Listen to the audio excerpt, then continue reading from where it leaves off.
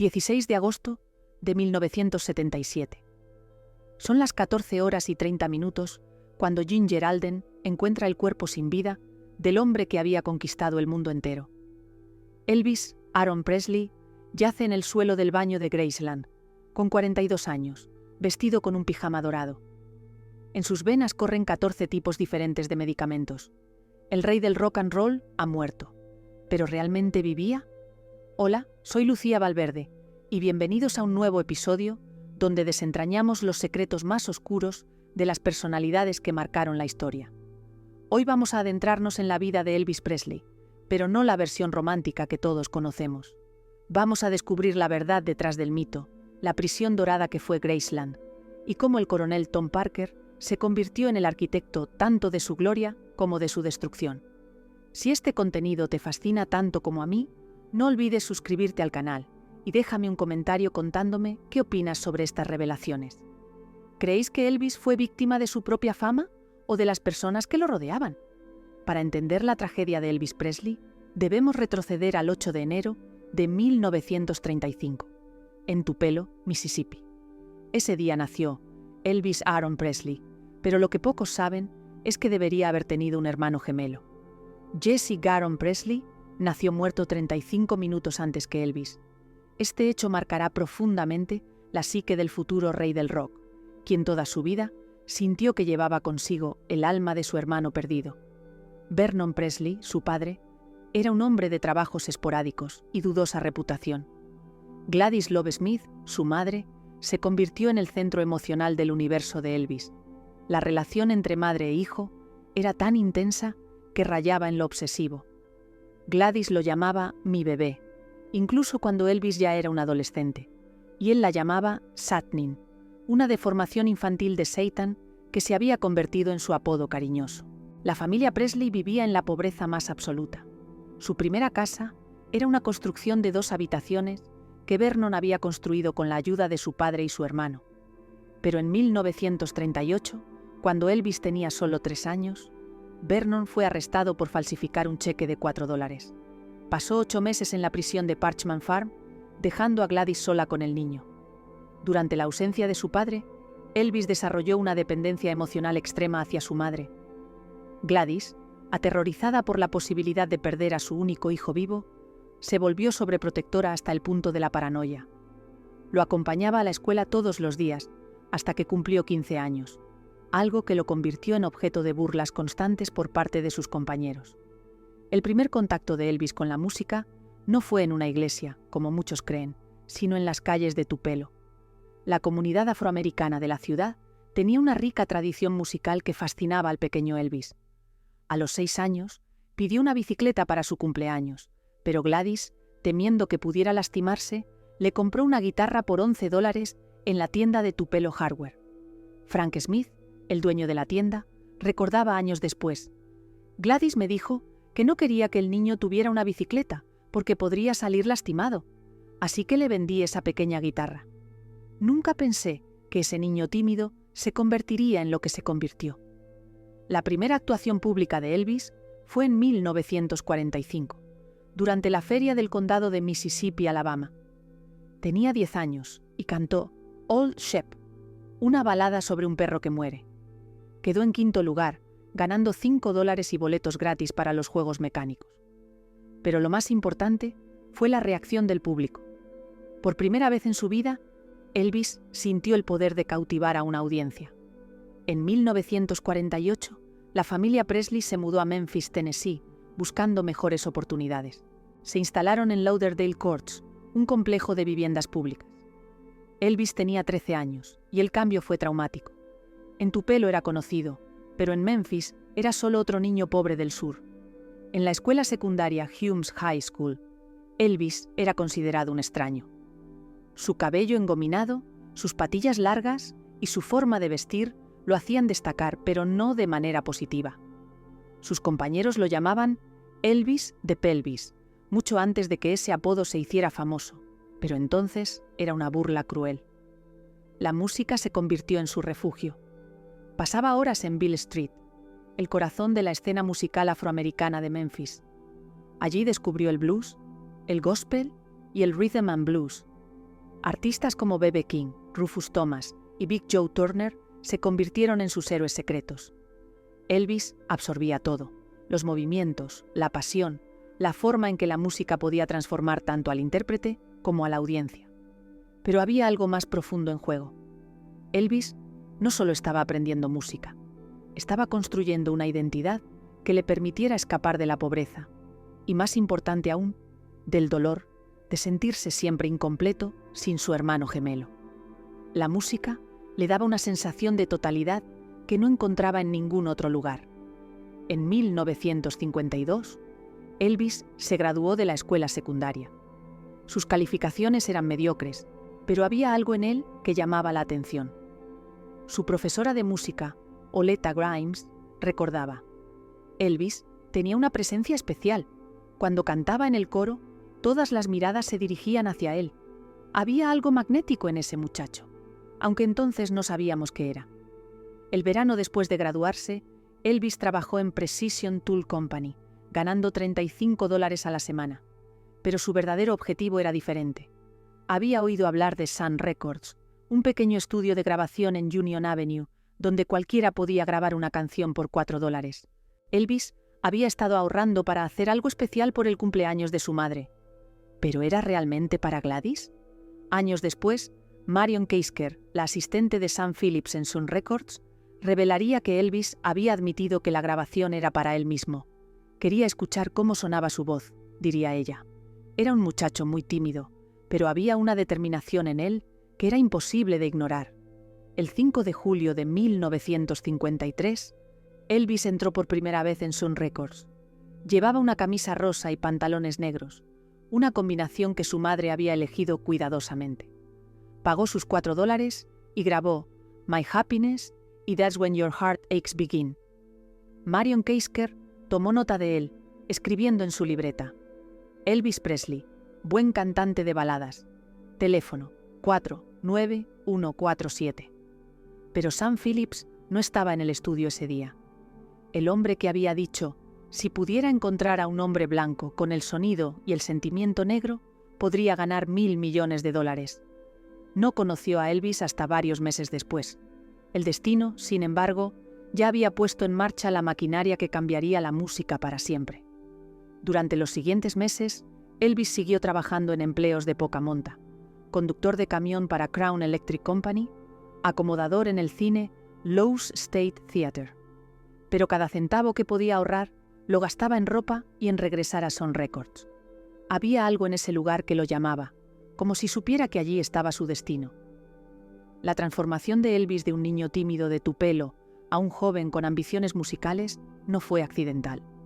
Cada experiencia, la muerte de su hermano gemelo, la ausencia de su padre, la sobreprotección de su madre, la pobreza, el racismo del sur, la música de Beale Street, había moldeado no solo su carácter, sino su sonido único, que pronto conquistaría el mundo.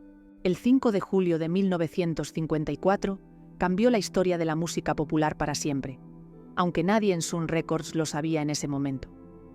Sam Phillips había llamado a Elvis para que viniera al estudio, no porque hubiera quedado impresionado con sus grabaciones anteriores, sino porque necesitaba un cantante que conociera la canción My Happiness para una sesión con otro artista que se había cancelado. Scotty Moore, guitarrista de 23 años, y Bill Black, bajista de 28, fueron convocados para acompañar al joven de 19 años. La sesión comenzó de manera desastrosa. Elvis estaba nervioso, su voz temblaba y las canciones que intentaban no funcionaban. Después de varias horas frustrantes, decidieron tomar un descanso. Fue durante esa pausa cuando ocurrió el milagro. Elvis tomó su guitarra y comenzó a tocar That's All Right, una canción de Arthur Crudup, pero la interpretó de una manera completamente diferente.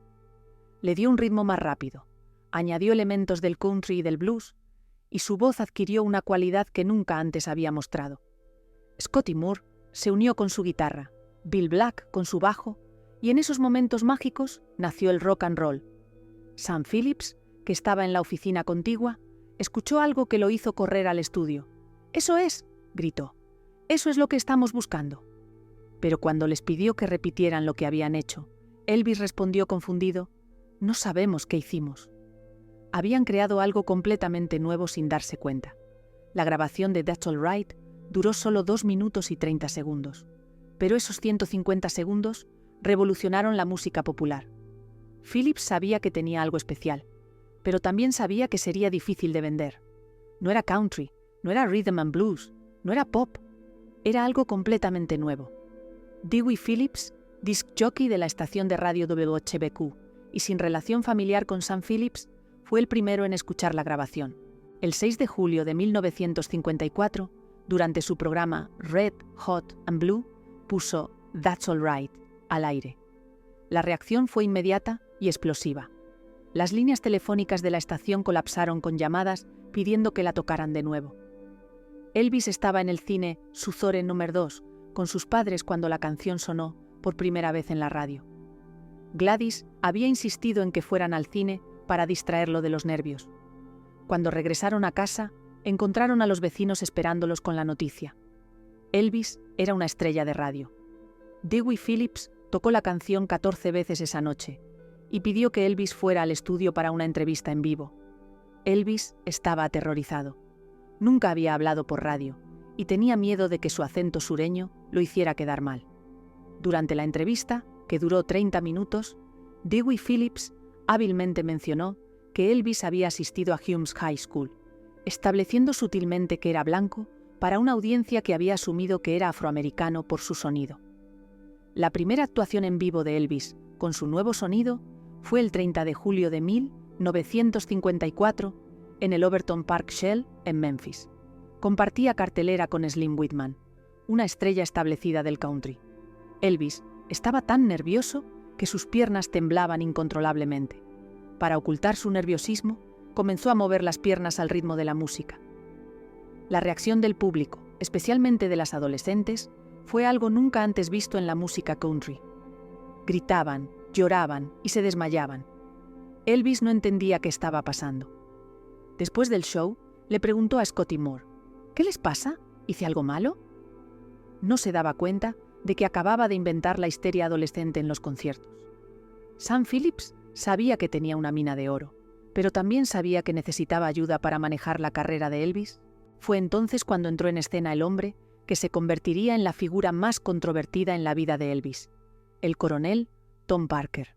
Andreas Cornelis van Cuyk había nacido en los Países Bajos en 1890, pero había llegado a Estados Unidos ilegalmente en 1920 y había adoptado la identidad de Tom Parker.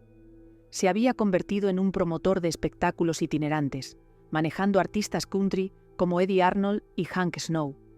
Era conocido por su astucia para los negocios y su capacidad para generar publicidad, pero también por su tendencia a controlar completamente a sus artistas.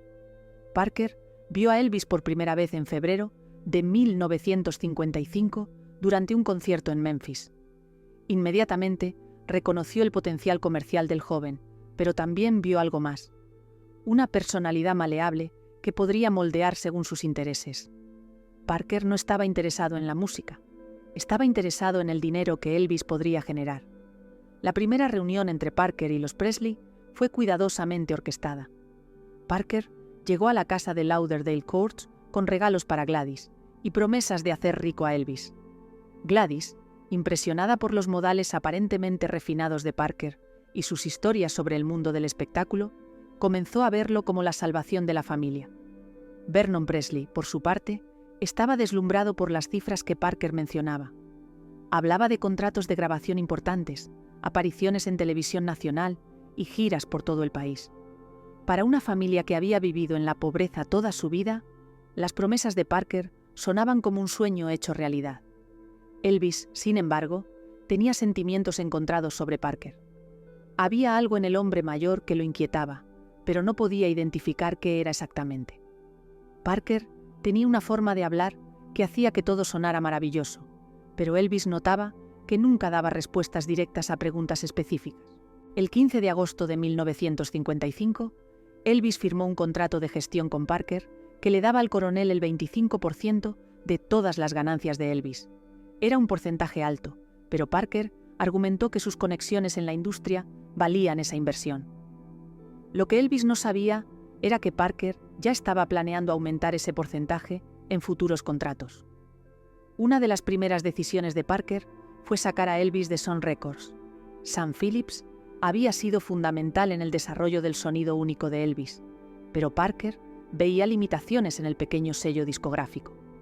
Quería llevar a Elvis a una compañía más grande que pudiera distribuir su música a nivel nacional.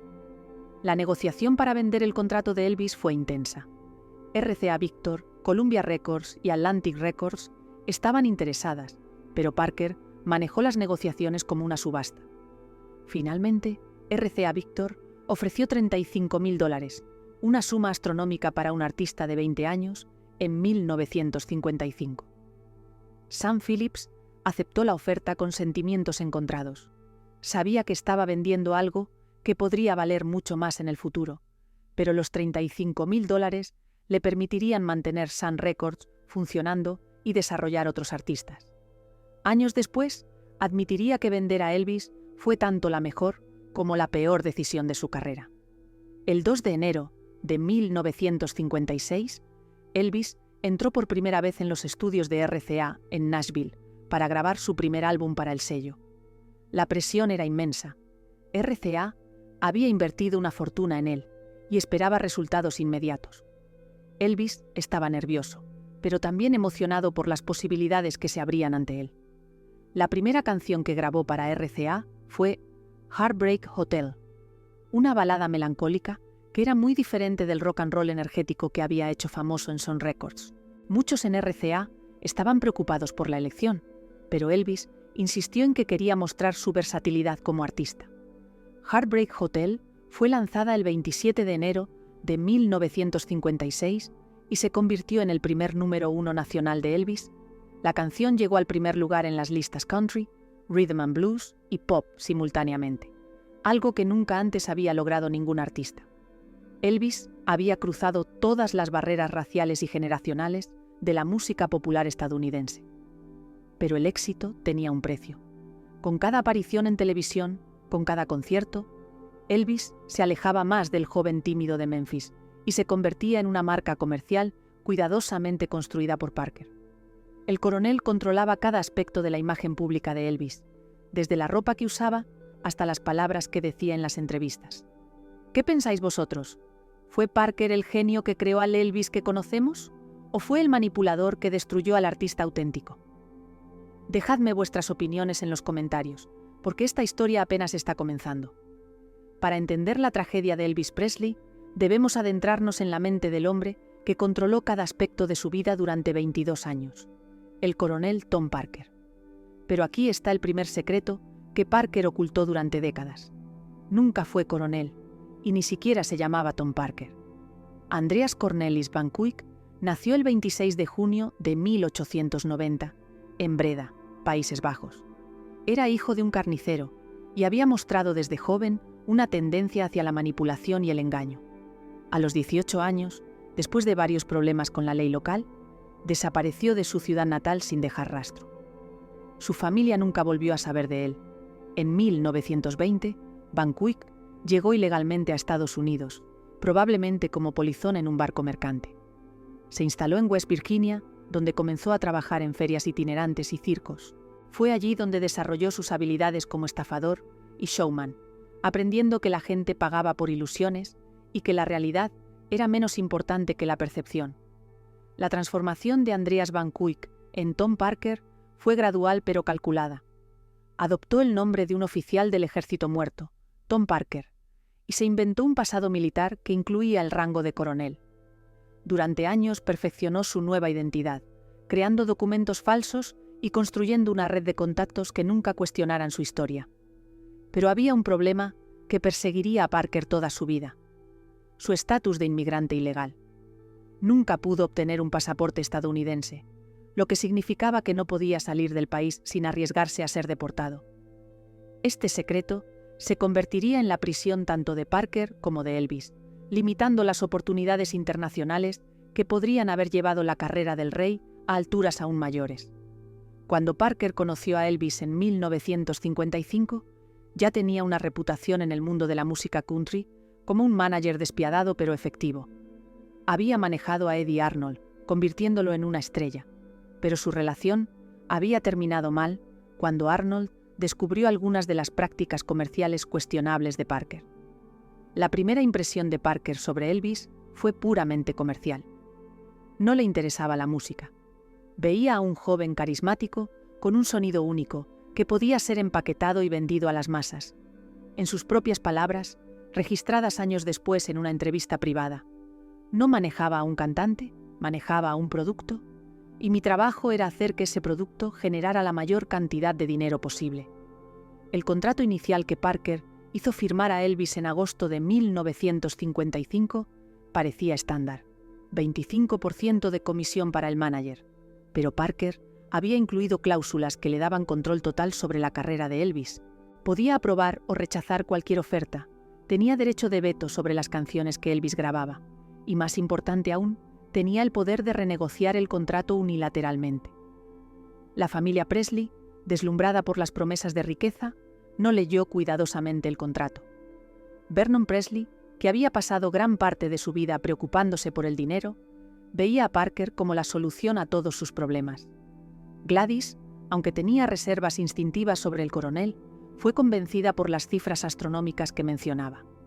Una de las primeras demostraciones del control de Parker fue la venta del contrato de Elvis de Sun Records a RCA Victor.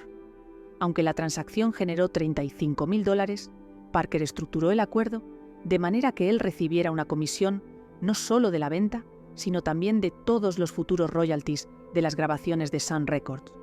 Era un movimiento brillante que le aseguraba ingresos perpetuos.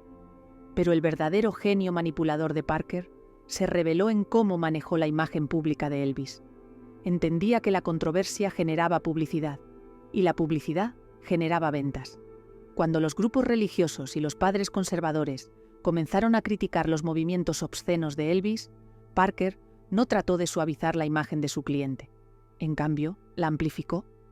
Las apariciones de Elvis en el Ed Sullivan Show fueron orquestadas meticulosamente por Parker. Sabía que la censura de mostrar a Elvis solo de la cintura hacia arriba generaría más controversia y atención que cualquier campaña publicitaria tradicional. El resultado fue que 70 millones de personas, el 82% de la audiencia televisiva estadounidense, sintonizaron para ver qué era lo que los adultos no querían que vieran. Mientras Elvis se convertía en un fenómeno cultural, Parker trabajaba silenciosamente para aislar a su cliente de influencias externas. Gradualmente fue alejando a Elvis de sus amigos de Memphis, de Sam Phillips y de cualquiera que pudiera cuestionar las decisiones del coronel. Creó un círculo cerrado alrededor de Elvis, donde él era la única fuente de información sobre el mundo exterior. En 1956, Parker renegoció su contrato con Elvis, aumentando su comisión al 50%. Justificó este aumento, argumentando que sus gastos habían crecido proporcionalmente con el éxito de Elvis y que merecía una participación mayor por los riesgos que había tomado. Elvis, abrumado por su nueva fama y confiando completamente en Parker, firmó sin cuestionar, pero quizás la decisión más controvertida de Parker fue rechazar sistemáticamente todas las ofertas internacionales que llegaban para Elvis. Promotores de Europa, Australia, Japón y América Latina ofrecían sumas millonarias por conciertos de Elvis, pero Parker las rechazaba todas con excusas vagas sobre problemas logísticos o condiciones contractuales inaceptables. La verdad era que Parker no podía acompañar a Elvis al extranjero sin arriesgarse a ser descubierto como inmigrante ilegal, y no podía permitir que Elvis viajara solo, porque eso significaría perder control sobre él. Así que condenó a Elvis a ser prisionero de Estados Unidos, privándolo de la experiencia de conquistar el mundo entero como artista. Las consecuencias de esta limitación fueron devastadoras para Elvis. Mientras The Beatles conquistaban América y luego regresaban triunfantes a Europa, Elvis solo podía ver desde lejos cómo otros artistas alcanzaban la gloria internacional que él merecía. Esta frustración se convertiría en una de las fuentes de la depresión que lo acompañaría el resto de su vida. Parker también controló meticulosamente las finanzas de Elvis, pero no siempre en beneficio de su cliente. Estableció una serie de compañías fantasma que le permitían recibir pagos adicionales de las discográficas, los promotores de conciertos y los estudios de Hollywood. Elvis recibía su parte, pero Parker se aseguraba de recibir la suya por partida doble o triple. Uno de los esquemas más elaborados de Parker involucró las regalías de merchandising. Creó una compañía llamada Elvis Presley Enterprises, que manejaba todos los productos relacionados con Elvis: camisetas, botones, fotografías, incluso lápices labiales Elvis Pink. Parker recibía comisiones tanto como manager de Elvis como propietario de la compañía que vendía los productos. Cuando Elvis fue reclutado para el servicio militar en 1958, Parker vio una oportunidad de oro. En lugar de tratar de conseguir una exención o un servicio especial para Elvis, como habían hecho otros managers con sus artistas famosos, Parker promovió la idea de que Elvis sirviera como un soldado regular. Sabía que esto generaría simpatía pública y mantendría a Elvis en los titulares durante 2 años. Pero había una motivación más siniestra. Durante el servicio militar de Elvis, Parker tendría tiempo para establecer acuerdos que beneficiarían su posición a largo plazo. Negoció contratos cinematográficos que garantizaban películas para Elvis durante toda la década de los 60, con términos que favorecían enormemente al coronel. El control de Parker sobre Elvis era tan completo que incluso manejaba su correspondencia personal. Todas las cartas dirigidas a Elvis pasaban primero por la oficina de Parker, donde eran filtradas y, en muchos casos, respondidas por asistentes sin que Elvis las viera nunca. Esto incluía ofertas profesionales, invitaciones personales e incluso cartas de fans que podrían haber proporcionado a Elvis una conexión emocional con el mundo exterior. La tragedia de esta relación era que Elvis genuinamente creía que Parker tenía sus mejores intereses en el corazón. El coronel había sido una figura paterna para él desde los 20 años, llenando el vacío emocional dejado por Vernon Presley, quien nunca había sido un padre fuerte. Elvis defendía a Parker incluso cuando otros trataban de advertirle sobre las prácticas cuestionables de su manager. Pero en los últimos años de su vida, Elvis comenzó a cuestionar algunas decisiones de Parker. Se preguntaba por qué nunca había actuado en Europa, por qué sus películas eran cada vez más formulaicas, por qué parecía estar trabajando más, pero disfrutando menos de su carrera. Estas dudas se convertirían en una fuente constante de tensión entre Elvis y el hombre que había moldeado su destino. El sueño de Elvis Presley nunca fue solo ser cantante. Desde muy joven había fantaseado con convertirse en un actor serio, como James Dean o Marlon Brando. Admiraba profundamente a estos actores por su capacidad de transmitir emociones complejas y su rebeldía auténtica. Pero el coronel Parker tenía otros planes para su cliente, planes que convertirían a Elvis en una máquina de hacer dinero en Hollywood, sacrificando sus ambiciones artísticas en el altar del comercialismo. La primera película de Elvis, Love Me Tender, en 1956, fue prometedora. Aunque su papel era secundario, mostró un talento natural para la actuación que impresionó tanto a críticos como a directores. Richard Egan, el protagonista de la película, recordaba: Elvis tenía algo especial frente a la cámara, una vulnerabilidad auténtica que no se puede enseñar. Con el entrenamiento adecuado, podría haber sido un actor extraordinario. Pero Parker no estaba interesado en el desarrollo artístico de Elvis. Había descubierto que las películas de Elvis, sin importar su calidad, generaban enormes ganancias. Los fans acudían en masa a los cines simplemente para ver a su ídolo en pantalla grande. Para Parker, esto significaba que la calidad de las películas era irrelevante. Lo único que importaba era la cantidad y la velocidad de producción. El contrato que Parker negoció con Hal Wallis de Paramount Pictures en 1956 estableció un patrón que definiría la carrera cinematográfica de Elvis. El acuerdo garantizaba 3 películas por año durante 7 años, con Elvis recibiendo $100,000 por película, más un porcentaje de las ganancias. Era una suma astronómica para la época, pero el precio era la libertad artística. Las películas debían seguir una fórmula específica. Elvis interpretaría a un joven rebelde con buen corazón que se enamora de una chica hermosa, canta entre 6 y 8 canciones, y al final todo se resuelve felizmente. Esta fórmula funcionaba comercialmente, pero era artísticamente limitante. Elvis se convirtió en una caricatura de sí mismo, repitiendo el mismo personaje una y otra vez. Durante el rodaje de Jailhouse Rock, en 1957, Elvis expresó por primera vez sus frustraciones sobre la dirección que estaba tomando su carrera cinematográfica. Le dijo al director Richard Thorpe: «Quiero hacer algo diferente. Quiero interpretar a un personaje real, con problemas reales, no solo cantar y sonreír todo el tiempo». Thorpe simpatizaba con Elvis, pero las manos de ambos estaban atadas por las demandas del estudio y de Parker. La situación empeoró cuando Elvis fue reclutado para el servicio militar en 1958. Durante su ausencia, Parker negoció una serie de contratos cinematográficos que garantizaban el futuro de Elvis en Hollywood, pero también lo encasillaron definitivamente en el género de comedia musical ligera. Cuando Elvis regresó del ejército en 1960, descubrió que su destino cinematográfico ya había sido decidido sin su consulta. Las películas de los años 60, Gay, Blues, Blue Hawaii, Girls, Girls, Girls, Fun y Acapulco, siguieron la misma fórmula exitosa pero artísticamente vacía. Elvis se sentía cada vez más frustrado, pero Parker lo tranquilizaba con cifras de taquilla y recordatorios de su estabilidad financiera. «Eres el actor mejor pagado de Hollywood», le decía Parker. «¿Por qué arriesgar eso por experimentos artísticos?». La tragedia personal de Elvis durante este periodo era que veía cómo otros artistas de su generación evolucionaban y crecían mientras él permanecía estancado. Bob Dylan estaba revolucionando la música popular con letras poéticas y socialmente conscientes. The Beatles estaban experimentando con nuevos sonidos y conceptos. Mientras tanto, Elvis cantaba Do the Clam en Get Happy, sintiéndose como un payaso en lugar de un artista. En 1965, durante el rodaje de Harum Skarum, Elvis tuvo una crisis emocional que preocupó a todo el equipo de producción. Se encerró en su camerino durante horas, negándose a salir para filmar sus escenas.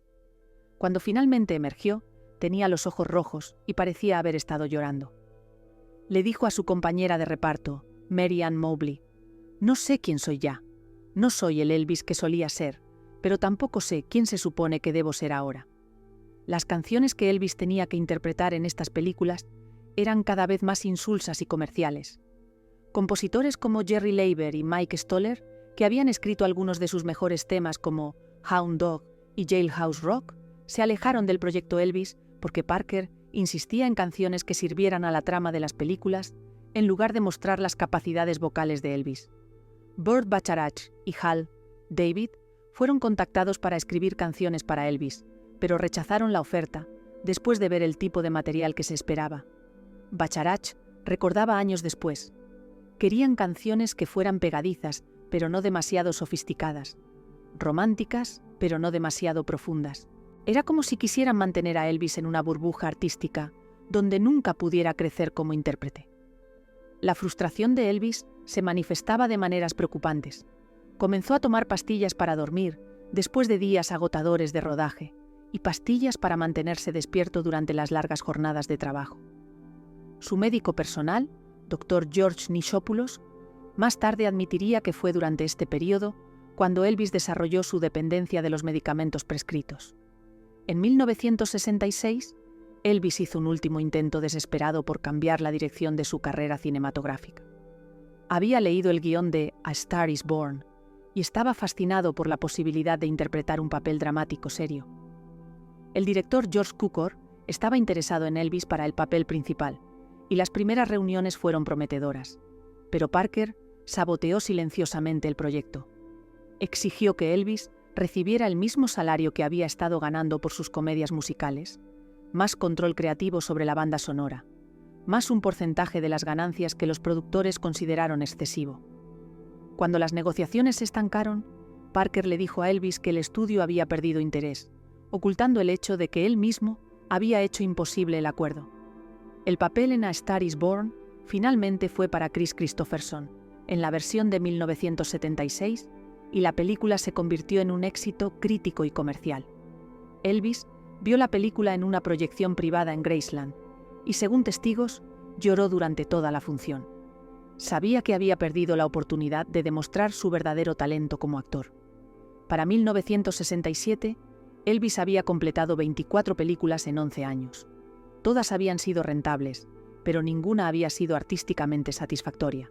La crítica cinematográfica había comenzado a tratarlo como una broma, y Elvis era dolorosamente consciente de cómo era percibido en Hollywood. Ya no era visto como un actor con potencial, sino como una curiosidad comercial. La última película de Elvis, Change of Habit, en 1969, fue un intento tardío de darle un papel más serio. Interpretaba a un médico que trabajaba en un barrio pobre, y la película abordaba temas sociales como la pobreza urbana y el racismo. Pero para entonces ya era demasiado tarde. El público había perdido interés en Elvis como actor, y la película fue un fracaso comercial.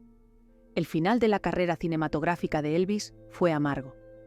Había ganado millones de dólares, pero había perdido algo mucho más valioso: su credibilidad artística y su autoestima como intérprete.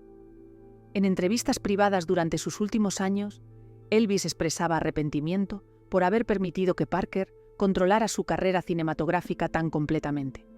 «Podría haber sido un actor de verdad», le dijo a su amigo Red West en 1975. «Tenía el talento, tenía la pasión, pero dejé que el dinero fuera más importante que el arte. Y ahora es demasiado tarde para cambiar eso». Era una admisión dolorosa de un hombre que había sacrificado sus sueños artísticos por la seguridad financiera, solo para descubrir que el dinero no podía comprar la satisfacción personal. La tragedia de la carrera cinematográfica de Elvis no fue solo personal, fue cultural. Hollywood perdió la oportunidad de desarrollar a uno de los talentos naturales más carismáticos de su generación. Y el público perdió la oportunidad de ver qué habría sido capaz de lograr Elvis como actor si hubiera tenido la libertad de elegir sus propios proyectos y desarrollar su arte sin las limitaciones comerciales impuestas por Parker. Para 1968, Elvis Presley se había convertido en una reliquia de su propia leyenda. Mientras el mundo de la música había evolucionado dramáticamente con The Beatles, Bob Dylan y el movimiento hippie, Elvis permanecía atrapado en la fórmula de películas musicales que ya no conectaban con el público. Pero ese año marcaría tanto su resurrección artística como el comienzo de su declive final. El especial de televisión de NBC, Elvis, posteriormente conocido como el 68 Comeback Special, fue concebido inicialmente por el coronel Parker como un programa navideño tradicional donde Elvis cantaría villancicos en un suéter rojo. Pero el productor Steve Binder tenía una visión completamente diferente. Quería mostrar al Elvis auténtico, al artista que había revolucionado la música popular 13 años antes. Las sesiones de ensayo para el especial revelaron algo extraordinario. Elvis no había perdido su magia. Cuando se sentó con una guitarra acústica, rodeado de sus músicos originales, Scotty Moore y DJ Fontana, la electricidad que había definido sus primeras grabaciones regresó instantáneamente. Era como si los años de películas formulaicas se desvanecieran y el verdadero Elvis emergiera de nuevo. Binder convenció a Elvis de que incluyera una sección donde hablaría directamente con una pequeña audiencia, algo que no había hecho en años. Elvis estaba aterrorizado. «¿Y si ya no les gustó?», le preguntó a Binder. «¿Y si descubren que ya no soy especial?». Eran los miedos de un hombre que había estado aislado del público real durante tanto tiempo que había perdido la confianza en su propio talento. El especial se transmitió el 3 de diciembre de 1968 y fue un triunfo absoluto. 42% de la audiencia televisiva estadounidense sintonizó para ver a Elvis, convirtiéndolo en el programa más visto de NBC ese año. Más importante aún, Elvis había demostrado que seguía siendo relevante como artista, no solo como nostalgia. La actuación que más impactó fue su interpretación de If I Can Dream, una canción que abordaba los problemas sociales de Estados Unidos en 1968. Era la primera vez que Elvis cantaba sobre temas serios como los derechos civiles y la guerra de Vietnam. La canción se convirtió en su primer top 10 en 4 años, demostrando que el público estaba hambriento del Elvis auténtico. Energizado por el éxito del especial, Elvis quería regresar a las giras y reconectarse con su audiencia en vivo. Pero Parker tenía otros planes. En lugar de una gira nacional que habría requerido logística compleja y gastos variables, Parker negoció un contrato con el recién inaugurado International Hotel en Las Vegas que garantizaba ingresos fijos y control total sobre el entorno. El contrato de Las Vegas era financieramente atractivo, $1 millón por año por 2 temporadas anuales de 4 semanas cada una. Para 1969 era una suma astronómica que convertía a Elvis en el artista mejor pagado de Las Vegas. Pero el precio era, una vez más, la libertad artística y la posibilidad de conquistar nuevas audiencias. La primera actuación de Elvis en Las Vegas, el 31 de julio de 1969, fue un evento histórico. Había estado 8 años sin actuar en vivo, y la expectación era enorme. Elvis estaba tan nervioso que vomitó antes de subir al escenario. Pero cuando las luces se encendieron y comenzó a cantar Blue Suede Shoes, la magia regresó instantáneamente. Las críticas fueron extraordinarias. Variety escribió: Elvis ha regresado y es mejor que nunca. Rolling Stone declaró: Elvis Presley ha demostrado que sigue siendo el rey del rock and roll. Pero más importante para Elvis fue la reacción de la audiencia. Por primera vez en años, sintió la conexión eléctrica entre artista y público que había definido sus primeros años. Sin embargo, Las Vegas también se convirtió en una prisión dorada. El formato de los shows era rígido: 2 presentaciones por noche, 7 días a la semana, durante un mes. Elvis no podía experimentar con nuevas canciones o cambiar significativamente el repertorio porque la audiencia esperaba los éxitos conocidos. Gradualmente, los conciertos se volvieron rutinarios. La vida en Las Vegas también expuso a Elvis a tentaciones que exacerbaron sus problemas personales. La ciudad nunca dormía, y Elvis adoptó un horario nocturno que lo desconectó aún más del mundo normal. Se levantaba al atardecer, actuaba hasta altas horas de la madrugada, y luego pasaba el resto de la noche jugando, comiendo o simplemente tratando de relajarse lo suficiente para dormir. Los medicamentos se convirtieron en una parte integral de este estilo de vida. Elvis necesitaba estimulantes para tener energía para las presentaciones, sedantes para dormir después de la adrenalina de los shows y analgésicos para lidiar con los dolores físicos causados por años de actuaciones enérgicas. Su médico, Dr. Nichopoulos, más tarde admitiría que prescribía hasta 10.000 pastillas por año para Elvis. A medida que pasaron los años, los conciertos de Las Vegas se volvieron predecibles. Elvis desarrolló una rutina que incluía las mismas bromas, los mismos movimientos, las mismas canciones en el mismo orden. Los fans leales seguían acudiendo, pero Elvis se sentía cada vez más como un actor interpretando el papel de Elvis Presley en lugar de ser él mismo. En 1973, el especial Aloha from Hawaii fue transmitido vía satélite a más de 1.000 millones de personas en 40 países. Fue el evento televisivo más visto en la historia hasta ese momento, demostrando que Elvis seguía siendo una fuerza global, pero también reveló lo limitado que se había vuelto su mundo. Incluso, este triunfo internacional tuvo lugar en un escenario controlado, sin la espontaneidad de una verdadera gira mundial. La tragedia de los años de Las Vegas era que Elvis estaba en su mejor forma vocal. Las grabaciones de sus conciertos de 1970 a 1975 muestran a un cantante en la cima de sus poderes, capaz de interpretaciones emotivas y técnicamente brillantes. Pero esta maestría artística estaba siendo desperdiciada en un formato que no le permitía crecer o evolucionar. Elvis era consciente de esta paradoja. En entrevistas privadas, expresaba frustración por estar atrapado en Las Vegas como un tigre en una jaula dorada. Quería hacer giras por Europa, quería grabar álbumes conceptuales, quería colaborar con otros artistas. Pero Parker siempre tenía excusas para mantener el status quo rentable.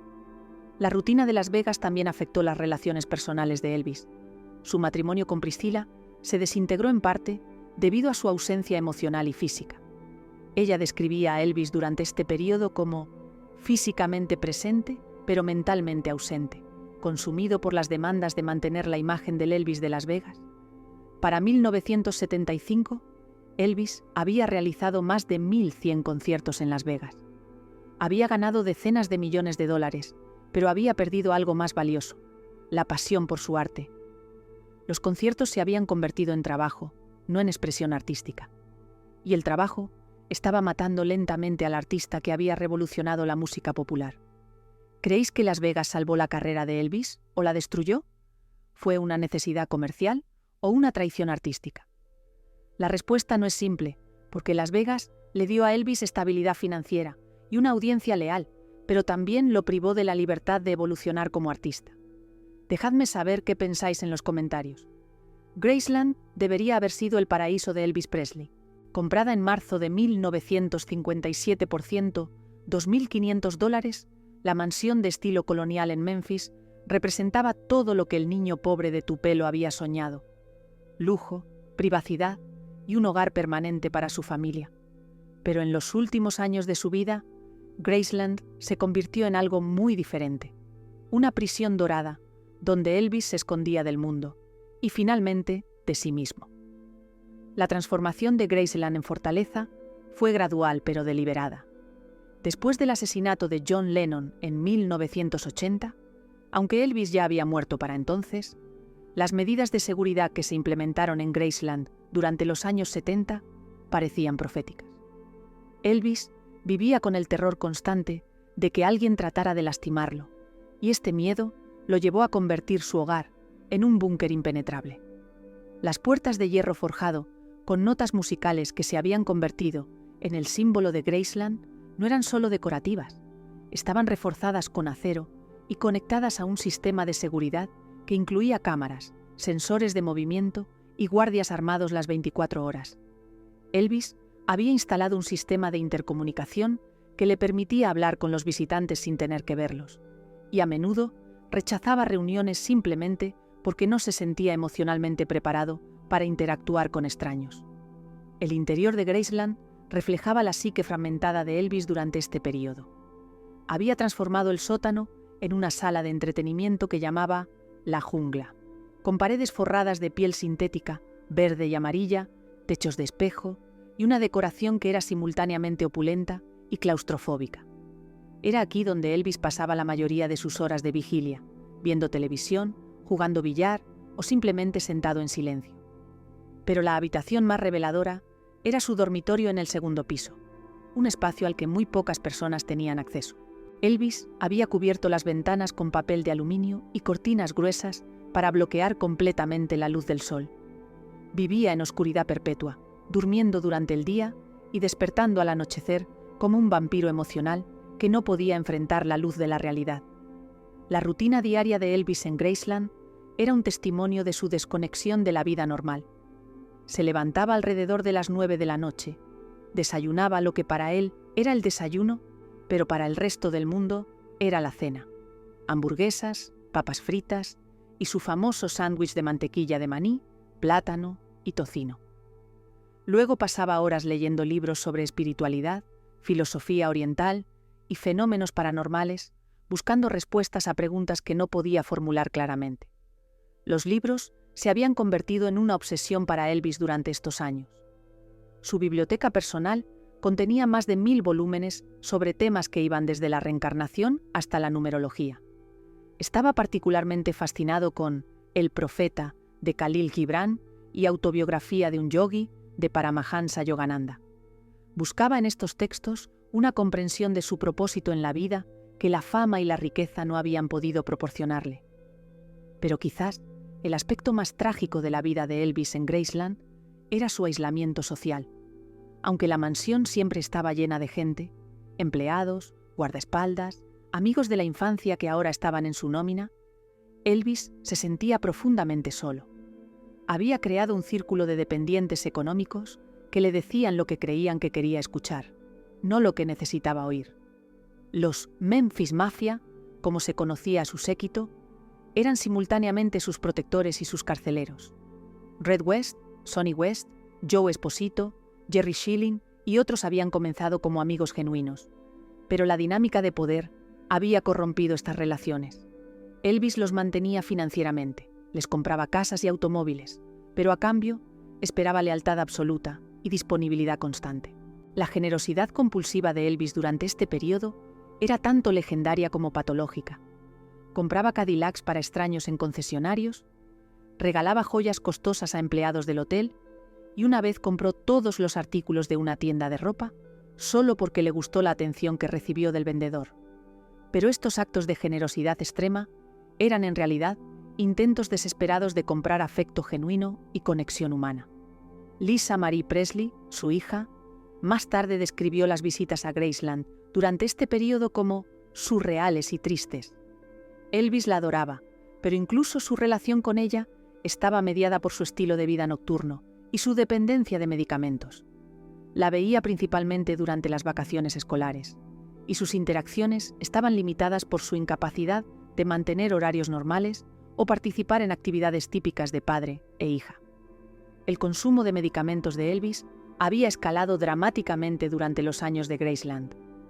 Dr. Nichopoulos más tarde revelaría que Elvis tomaba una combinación diaria de Demerol, Dilaudid, Percodan, Placidil, Valium, Quaalude, Nembutal y otros medicamentos prescritos. No era adicción en el sentido tradicional. Elvis genuinamente creía que estos eran medicamentos necesarios para sus diversas condiciones médicas y para mantener su capacidad de actuar. La racionalización de Elvis sobre su uso de medicamentos era compleja. Distinguía entre drogas, que asociaba con hippies y criminales, y medicamentos, que veía como tratamientos médicos legítimos. Había desarrollado una relación casi religiosa con las pastillas, viéndolas como sacramentos que le permitían funcionar en un mundo que se había vuelto demasiado doloroso para enfrentar sin ayuda química. Las noches en Graceland seguían un patrón predecible pero inquietante. Elvis se sentaba en su silla favorita en la sala de televisión, rodeado de sus empleados, viendo múltiples televisores simultáneamente. Había instalado 3 televisores uno al lado del otro para poder seguir diferentes programas al mismo tiempo, una metáfora perfecta de su atención fragmentada y su incapacidad de concentrarse en una sola cosa. Cuando no podía dormir, lo cual era frecuente, Elvis deambulaba por Graceland como un fantasma. Los empleados del turno nocturno lo encontraban a menudo en la cocina a las 4 de la madrugada, preparando sándwiches elaborados, o en la sala de música tocando piano y cantando suavemente para sí mismo.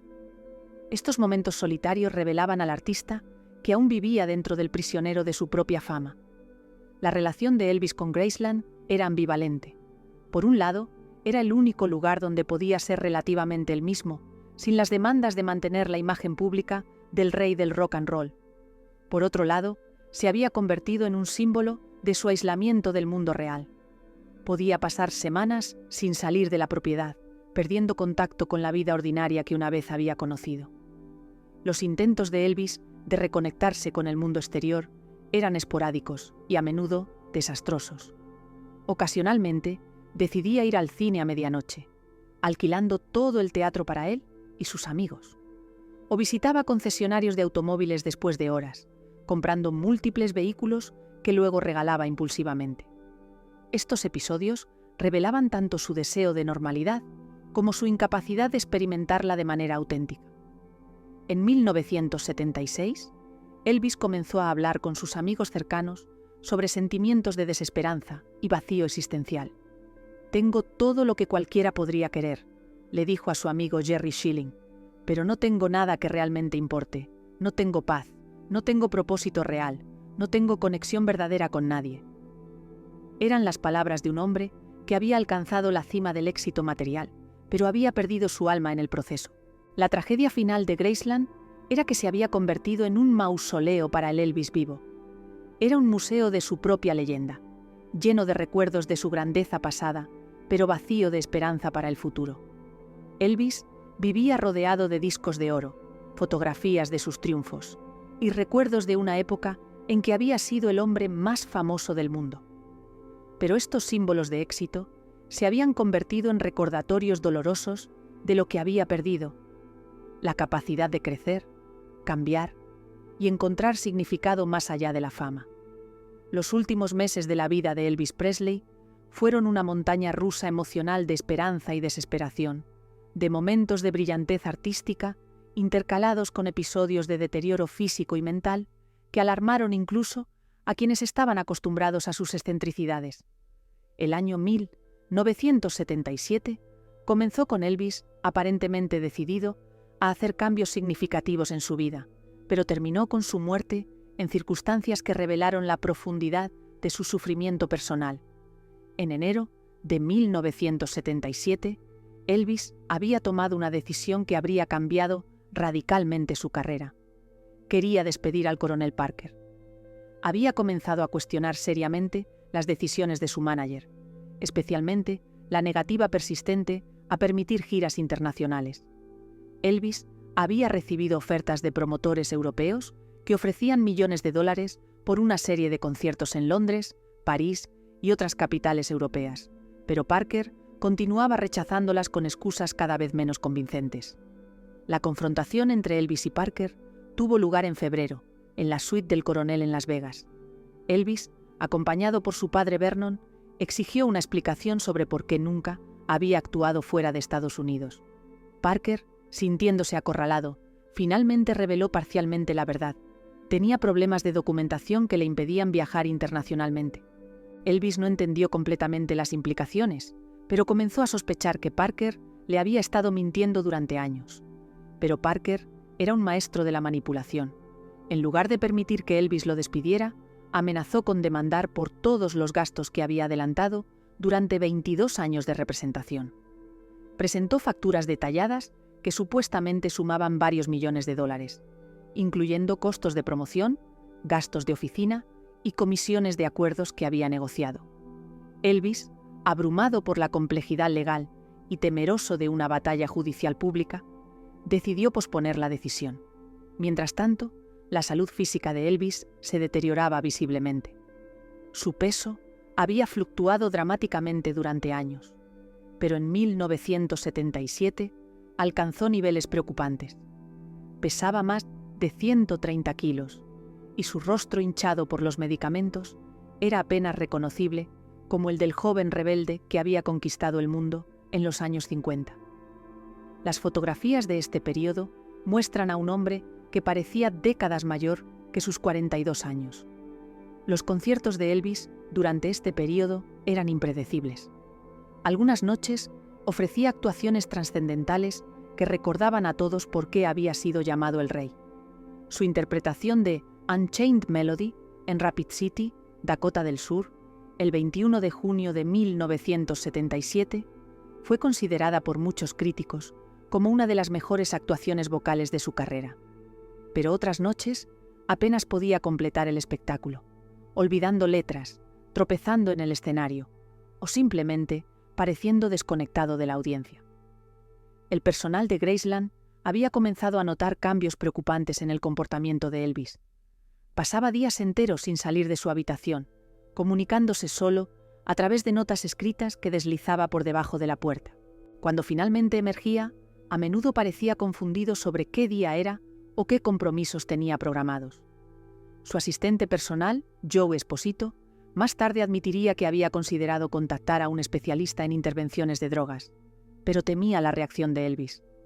En abril de 1977, Elvis fue hospitalizado en el Baptist Memorial Hospital de Memphis por fatiga e hipertensión, aunque los informes médicos internos revelaron una imagen mucho más grave. Su presión arterial estaba peligrosamente alta, su hígado mostraba signos de daño, y los análisis de sangre revelaron niveles tóxicos de múltiples medicamentos. Dr. Nichopoulos recomendó una hospitalización prolongada para desintoxicación, pero Elvis se negó rotundamente. La relación de Elvis con Ginger Alden, su novia de 20 años, había añadido otra dimensión compleja a su vida emocional. Ginger representaba para él una oportunidad de comenzar de nuevo, de encontrar el amor genuino que había eludido durante años. Le había propuesto matrimonio en enero, regalándole un anillo de compromiso de 11 quilates y medio, pero la relación estaba marcada por la inestabilidad emocional de Elvis y su dependencia de los medicamentos. Ginger, más tarde, describió la vida con Elvis durante este periodo como caminar en un campo minado emocional. Podía ser increíblemente tierno y romántico, escribiéndole poemas y cantándole canciones privadas al piano. Pero también tenía episodios de paranoia y depresión que la asustaban. Una noche, la despertó a las 3 de la madrugada para preguntarle si realmente lo amaba o si solo estaba interesada en su fama y dinero. El último concierto de Elvis tuvo lugar el 26 de junio de 1977 en el Market Square Arena de Indianápolis. Fue una actuación agridulce que encapsuló tanto su genio persistente como su declive físico. Su voz seguía siendo poderosa en momentos, especialmente durante My Way y Can't Help Falling in Love, pero también mostró signos preocupantes de fatiga y confusión. Al final del concierto, Elvis se quedó en el escenario más tiempo del usual, como si no quisiera que terminara la conexión con la audiencia. De regreso en Graceland, después de la gira, Elvis entró en lo que sus empleados describieron como el período más oscuro. Raramente salía de su habitación, y cuando lo hacía, a menudo parecía desorientado. Había comenzado a hablar obsesivamente sobre la muerte, preguntándole a sus amigos si creían en la vida después de la muerte, y si pensaban que se reuniría con su madre Gladys, quien había muerto en 1958. La noche del 15 de agosto de 1977, Elvis no pudo dormir a pesar de haber tomado su combinación habitual de sedantes. Alrededor de las 4 de la madrugada, despertó a Ginger y le dijo que iba al baño a leer. Ella apenas se despertó lo suficiente para murmurar «Está bien», antes de volver a dormirse. Fueron las últimas palabras que intercambiaron. A las 2:20 de la tarde del 16 de agosto, Ginger despertó y notó que Elvis no había regresado a la cama. Lo encontró en el suelo del baño, vestido con un pijama de seda dorado, con un libro sobre fenómenos psíquicos abierto cerca de él. Estaba claramente muerto, y había estado así durante horas. Su rostro estaba hinchado y descolorido, y había evidencia de que había sufrido durante sus últimos momentos. Los paramédicos que respondieron a la llamada de emergencia intentaron reanimación, pero era demasiado tarde. Elvis Aaron Presley fue declarado muerto a las 3:30 de la tarde en el Baptist Memorial Hospital, el mismo lugar donde había nacido 42 años antes. La causa oficial de muerte fue arritmia cardíaca, pero la autopsia reveló la presencia de 14 drogas diferentes en su sistema, incluyendo niveles letales de codeína. La noticia de la muerte de Elvis se extendió por el mundo como un rayo. Las estaciones de radio interrumpieron su programación regular, los periódicos prepararon ediciones especiales y los fans comenzaron a congregarse en las puertas de Graceland en números que eventualmente alcanzarían las 80.000 personas. El presidente Jimmy Carter emitió una declaración oficial. Elvis Presley cambió la faz de la cultura popular estadounidense. Era único e irreemplazable. Pero quizás el tributo más conmovedor vino de Sam Phillips, el hombre que había descubierto a Elvis en Sun Records 24 años antes. Elvis era un alma hermosa, dijo Phillips. Tenía más talento natural que cualquier persona que haya conocido, pero también tenía más dolor del que cualquier persona debería cargar. La fama lo bendijo y lo maldijo al mismo tiempo. El funeral de Elvis, el 18 de agosto, fue un evento que capturó la atención mundial. Más de 75.000 personas desfilaron por Graceland para ver su ataúd, y el servicio fue transmitido en vivo por televisión.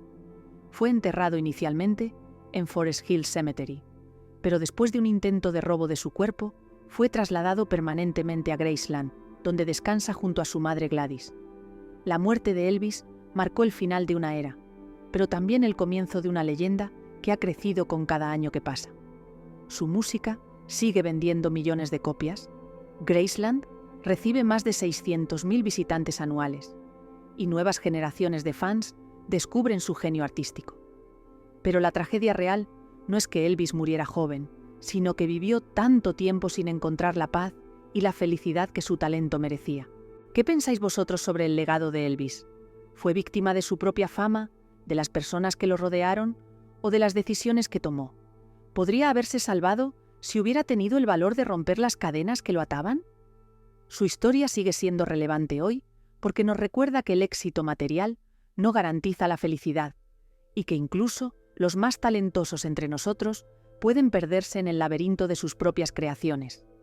Dejadme vuestros pensamientos en los comentarios, porque la conversación sobre Elvis Presley, el rey que vivió y murió como prisionero de su propia leyenda, nunca realmente termina.